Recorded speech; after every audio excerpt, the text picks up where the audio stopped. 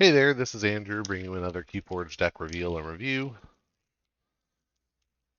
This is a Dark Tidings deck.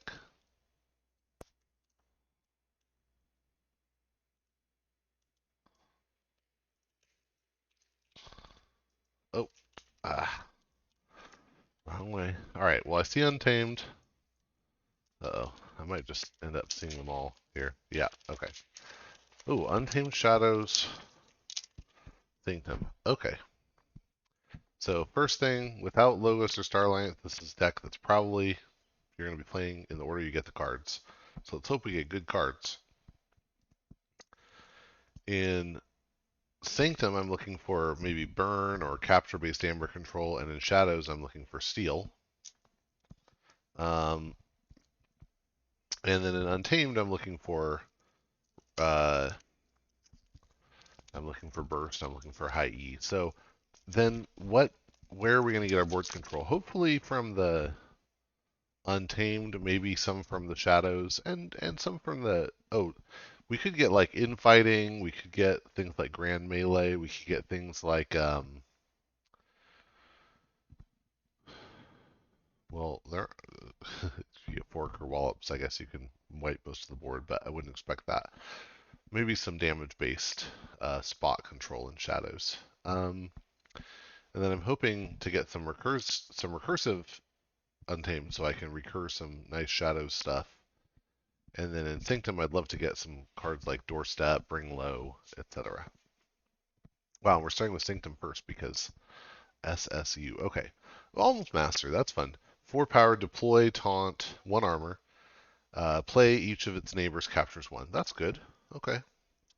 First or last, you purge either each creature with the highest power or each creature with the lowest power, your choice. This is a really powerful card. Bulwark. Okay. Cleansing Wave for some potential burst in Sanctum here. We're not getting a Doorstep. We have General Salvador. That's going to put a couple capture icons different places, and it's a body. Another one of those. So that's 4 capture icons we're looking for and haven't seen yet. Hammergram is going to give us some damage and stun. Okay. No Amber Pips so far either. That's interesting. Got another Hammergram. Larry of the Lake is going to give each friendly creature +2 armor if the tide is high. All right, we have Marshall Ewer to change the tide. Um, this isn't looking good, I have to say. This is kind of just a lot of creatures, not much amber generation here. Then Shell Sargassa. Could we still get Urian? We could still get Urian, and that with the Larry could be some burst, but I think it's not enough. Sargassa gives us a little more amber control potentially, but the opponent can get some too. And then we do have Urian, so that's potentially some burst, but um, only if we have both cards out together. No, well, just the one taunt card. So, we might hope to get cards like Chelonia and turn the creatures into amber, but it's a little iffy. Starting in Shadows, we have Finchcloak, who's a 4 power elf thief with Fight Reap. If you have less amber than your opponent, steal 1. Otherwise, each player gains 1. It's an interesting card. Booby Trap for some spot damage. Trickle Down Theory, nice. It raises the tide, but then it's just a great card for that Omni effect. Omni, gain 1 if your opponent has 6 or more. That's great. We have 2 Trickle Down Theories. I'm starting to warm up on this deck. Now we need some ways to bring the opponent down from 6. So in Sanctum, we could do that with maybe with cards like Sargassa, Almsmaster, Capture 2. See, that's a problem because we just don't have the bring them down off of 8. If they're at 8, they're going to forge. So that's rough. Now we might get some more Steel and Shadows. We'll see. Whisper's not going to cut it though.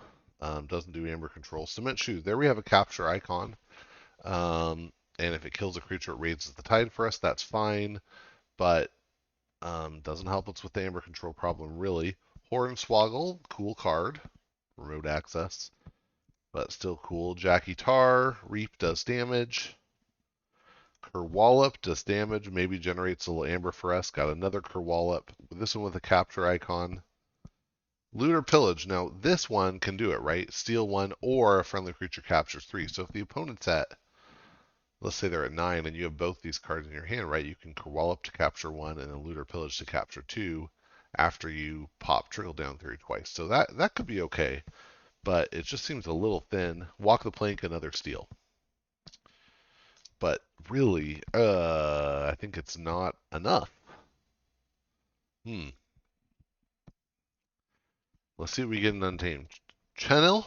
So we're getting the Pokemon here, right? So Channel's a 1-power insect with hazardous 6 and action. Return a Bombix from your discard pile to your hand. Bombix is the second one you want to play. It has an amber on it.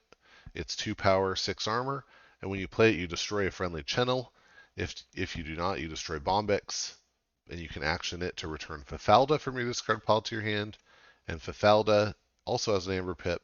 It says play destroy a friendly Bombix if you do not destroy Fafalda, and it has Fight Reap, fully heal Fafalda and gain 1. So,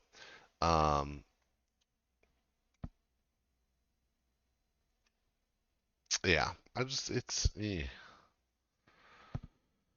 Ambermancy. Um, Potential Amber Burst if we get cards like Growth Surge that increase power. We'll see. Fangtooth Cavern. Okay, that's an interesting way to weed out small creatures. That's really going to make the Channel not live, and could go after some of our shadows. But it's also decent board control against an opponent. Our creatures max out, other than the Channel, or other than the Fafalda. Our creatures are maxing out at 4, so Fangtooth is going to be a risky proposition. There's Growth Surge. That combined with the Ambermancy is 6 Amber, which is insane. So 6, no, 1, 2, 5. Sorry, 5. But still crazy good. Mushroom Man, alright, that's an interesting one. Big creature. Assert Dominance. Like to get that fight in, but do we have anything that we are excited to fight with? Maybe the Finch Cloak to get that steal. Maybe the Marshall Ewer to take the tide. It's a little meh. Infighting with 2 capture icons. That's a little rough because infighting is the kind of card that you want to be able to feel good about discarding if it's not the right time to use it. I'm ahead on board, so I'll discard infighting. But having 2 capture icons makes it really tempting to play it. Ugh. Got a second infighting, this one with no icons. Mollymawk gives us some artifact control. Now, obviously, we can destroy our own artifacts, but maybe there's some enemy artifacts we can take out as well. The Fittest is going to give each friendly creature a +1 power counter. That could be nice with the Amberlution, if the Growth Surge doesn't come up. I gotta say though, I just think there's not enough good in here. How many Amber Pips do we have? 1, 2, 3, 4, 5, 6. We'll count those. 7, 8, 9, 10, 11, 11. And I just don't think there's enough in here. Not enough tools, not enough ways to deal with the opponent having a lot of amber. So I it's cool. I love the double trickle down. I just don't think it's quite good enough. I'm gonna guess it comes in at a 62 SAS wise. Let me pause it and see what we get. And close call here. I guessed 62. It is actually a 65. So SAS likes it a little more than I did. But yeah, 0 speed, 0 efficiency like we thought. I think SAS really doesn't like negative disruption. And there's not much disruption here, but I guess first or last can count as a little. It's Bombix and Challenge Recursion, and that's iffy. Um, High action count can be nice, and it does have pretty high C. So, but yeah, I just think it doesn't have the tools to get ahead of a strong deck.